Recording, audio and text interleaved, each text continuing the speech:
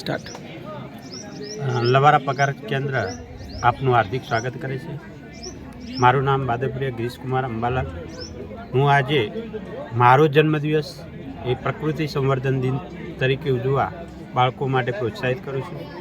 અહીંયા જ્યારે બાળકનો શાળાની અંદર 700 બાળકો છે, એ 700 બાળકોનો જ્યારે જન્મદિવસ આવતો ત્યારે દરેક બાળકો દરરોજ ચોકલેટ લાવતા હતા.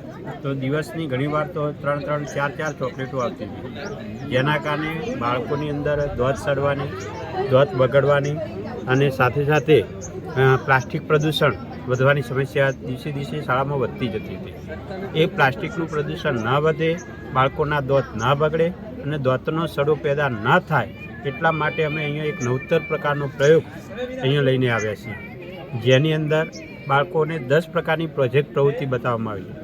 એમાં એની ઈચ્છા શક્તિ પ્રમાણે જે એની યથાશક્તિ આપી શકે એવું અહીંયા શાળાને દાન આપી શકે અને એનો પોતાનો જન્મદિવસ ઉજવી શકે. અહીંયા બાળકો પોતાના ઘરેથી કીડિયારું લાવી શકે, ચકલી ઘર લાવી શકે, પક્ષીઓની પાણી પરબ લાવી શકે, બાળકો આવા પક્ષી ચણ આવે એ પણ લાવી શકે, બાળકો પોતાના ઘરે પક્ષીઓને નાખવા માટે દાણા એ પણ લાવી શકે. સાથે સાથે બાળકોને જો ઈચ્છા હોય તો શાળાની અંદર છોડ પણ ભેટ આપી શકે દાન તરીકે, અથવા તો કુંડું પણ એ શાળાને ભેટ આપી શકે. સાથે સાથે કોઈ બાળકની શક્તિ ના હોય એની યથાશક્તિ પ્રમાણે તો એ બાળક પોતાની ઘરે આવું તૈયાર ચકલી પક્ષી ચણ જે છે એ બનાવી અને શાળાને ભેટ આપે, જેનાથી શાળાની અંદર પ્રકૃતિ જે પર્યાવરણ છે એ ખૂબ જ સુંદર બને છે. પક્ષીનું ચળચળાટ જોવા મળે છે, શાળાનું બાગ બગીચો સુંદર પર્યાવરણનું નિર્માણ થાય છે. તો અમારો આ પ્રોજેક્ટનો આ હેતુ હતો.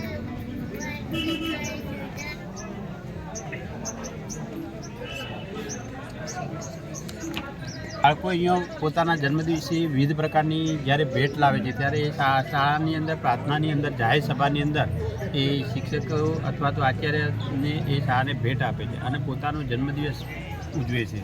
જ્યારે પોતે વસ્તુ લાવે છે ત્યારે એ વસ્તુ શાળાના આચાર્યને અથવા તો એ બાળકને જ્યારે ઊભો કરવામાં આવે છે, સૌપ્રથમ એનું ગીત ગાવામાં આવે છે જન્મદિવસનું.